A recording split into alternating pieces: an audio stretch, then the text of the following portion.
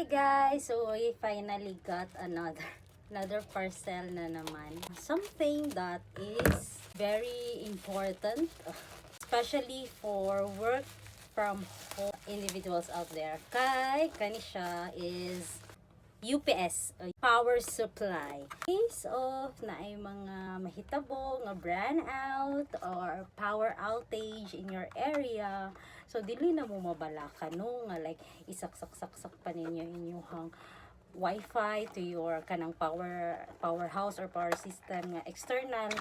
Kani siya dili na mawala inyong ang connection sa inyong wifi kung nakasaksak na ni siya diretso sa inyong wifi ara iyahang nawong.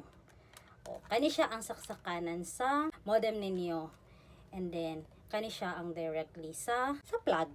Kani na inyong ikuan. So ang inyong modem instead nga directly siya sa plug, diri na ipaagi sa ninyo diri sa inyong power supply.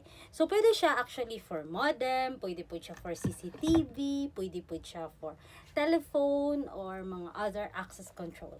So basta inani iyahang saksakanan, kanang circle siya nga dako. So, we're going to try our UPS. Kaya para in case nga, kanang kalit lang, no? Very sudden power outage. So, di ka mabalaka nga mo. Wala imong internet as long as naa ni siya.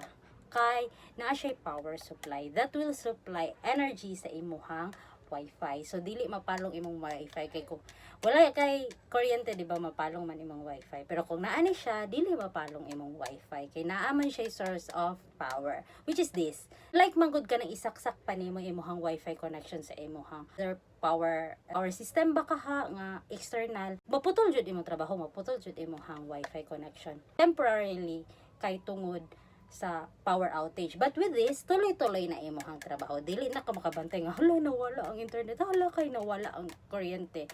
Walay connection.